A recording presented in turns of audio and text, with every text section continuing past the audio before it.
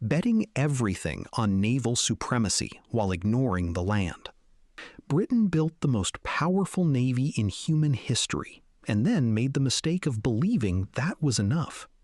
By the late 19th century, the Royal Navy controlled the sea lanes connecting every corner of the empire, and British strategists genuinely believed that naval dominance translated into permanent global control.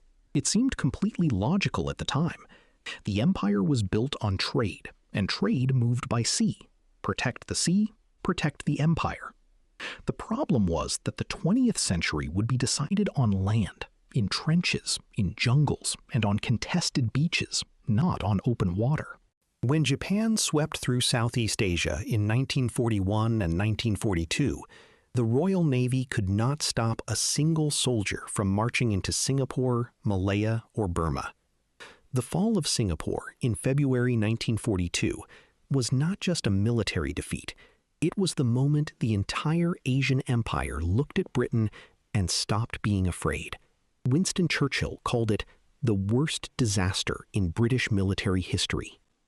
Roughly 85,000 British and Commonwealth troops surrendered to a Japanese force roughly half their size. The psychological damage was permanent. Populations across Asia had watched the supposedly invincible empire collapse in weeks, and they did not forget it. Turning the Boer War into a public relations catastrophe in 1899, the expectation in London was a quick, clean victory. The Boers were farmers. Britain had the largest empire on Earth. The war was supposed to last months. It lasted nearly 3 years and required 450,000 British troops to subdue a guerrilla force that never exceeded 87,000 men. That alone was embarrassing enough, but the decision that truly poisoned Britain's global reputation was the construction of concentration camps. When Boer guerrillas refused to stop fighting, British commanders under Lord Kitchener began burning farms and interning Boer civilians, including women and children, in camps with catastrophically inadequate food, water, and medical care. Approximately 26,000 Boer civilians died, the majority of them children. Activist Emily Hobhouse brought the conditions to public attention in Britain and triggered a parliamentary crisis. The rest of the world was watching. Germany, France, the United States, and crucially, every colonized population under British rule took note of exactly how Britain treated people it considered inconvenient. The moral authority that Britain had used to justify imperial expansion was visibly rotting from the inside. Promising the same land to 3 different people. During the First World War, Britain needed allies and made promises it had absolutely no intention of keeping, simultaneously, to multiple parties across the Middle East. The Hussein McMahon Correspondence of 1915 suggested Arab independence in exchange for revolt against the Ottomans. The Sykes-Picot Agreement of 1916 secretly divided the same territory between Britain and France. The Balfour Declaration of 1917 promised a Jewish homeland in Palestine. All 3 commitments overlapped on the same geography. At the time, each promise seemed like a reasonable wartime transaction.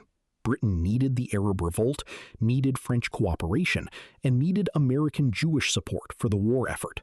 The consequences played out across decades of unresolvable conflict. Insurgency in Palestine through the 1930s and 1940s, the 1948 Arab-Israeli War, and a permanent legacy of broken faith that destroyed British credibility across the entire region. Every population Britain had promised something to eventually concluded that British guarantees were worthless. When you cannot be trusted, you cannot govern.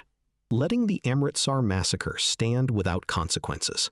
On April 13, 1919, Brigadier General Reginald Dyer ordered his troops to open fire on an unarmed crowd gathered at Jallianwala Bagh in Amritsar. The crowd had assembled for a religious festival and a political meeting. Dyer gave no warning. His soldiers fired for approximately 10 minutes into a space with no exits. Official British figures recorded 379 dead. Indian National Congress estimates ran considerably higher. What made the massacre irreversible was not just the killing, it was what happened afterward. Dyer was not punished. He was relieved of his command, but faced no criminal charges. A British newspaper fund raised over £26,000 for him as a reward. The House of Lords passed a motion in his support. The British establishment's response told every Indian subject exactly where they stood. Mohandas Gandhi, who had previously believed reform within the empire was possible, concluded after Amritsar that complete independence was the only acceptable outcome. The massacre did not create Indian nationalism. It radicalized it permanently and handed the independence movement a moral argument that Britain could never answer, refusing to reform India until it was far too late. For decades, educated Indians requested modest reforms, representation in governance, and gradual steps toward self-rule through entirely legal and peaceful channels. The Indian National Congress, founded in 1885, spent its early years making polite constitutional arguments. Britain's response was to offer just enough to seem responsive, while ensuring real power never moved. The Morley-Minto reforms of 1909 created advisory councils with no real authority. The Montagu-Chelmsford reforms of 1919 gave provincial governments limited powers while keeping the central government firmly British. Each partial concession arrived too late to satisfy anyone and too early to prevent the next demand.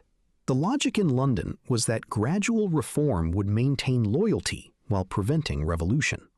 What it actually did was train an entire generation of Indian political leaders in the mechanics of mass organization and constitutional argument, then deny them any legitimate victories, leaving them no option except escalation. By the time Britain offered genuine autonomy through the 1935 Government of India Act, the independence movement was too large and too determined to accept anything less than full independence, bleeding the empire dry in 2 world wars. Britain entered the First World War as the world's largest creditor nation. It exited the Second World War as the world's largest debtor. The decision to fight 2 total wars within a single generation was not reckless in isolation. Both wars were fought against genuine threats, but the cumulative financial destruction was catastrophic and irreversible. By 1945, Britain owed the United States enormous sums under the Lend-Lease program, and the American loan negotiated by John Maynard Keynes came with conditions that effectively ended British economic independence. The United States required Britain to make sterling convertible, which triggered an immediate financial crisis in 1947 and drained British gold reserves in weeks. Maintaining the empire required money. Garrisoning India, Palestine, Malaya, and dozens of other territories required money. Britain simply no longer had it. The empire had been mortgaged to win the wars that were supposed to protect it, and the bill came due immediately. Clement Attlee's government did not grant Indian independence in 1947 because of idealism alone. Britain genuinely could not afford to stay, misreading the Suez Canal completely. In July 1956, Egyptian President Gamal Abdel Nasser nationalized the Suez Canal, which Britain had treated as its own strategic property for decades. Prime Minister Anthony Eden decided this was intolerable and secretly coordinated with France and Israel to retake the canal by force. The plan was for Israel to invade Egypt, then Britain and France to intervene as peacekeepers while conveniently reoccupying the canal zone. Eden believed Britain could still act as a great power independent of American approval. He was catastrophically wrong. President Eisenhower was furious, refused to support the operation, and threatened to destroy the British pound by refusing to back an IMF loan Britain desperately needed. Within days, the financial pressure was unbearable, and Britain was forced into a humiliating withdrawal. The Suez Crisis of 1956 is the moment most historians identify as the definitive end of British imperial pretension. It demonstrated publicly and permanently that Britain could not project power anywhere in the world without American permission.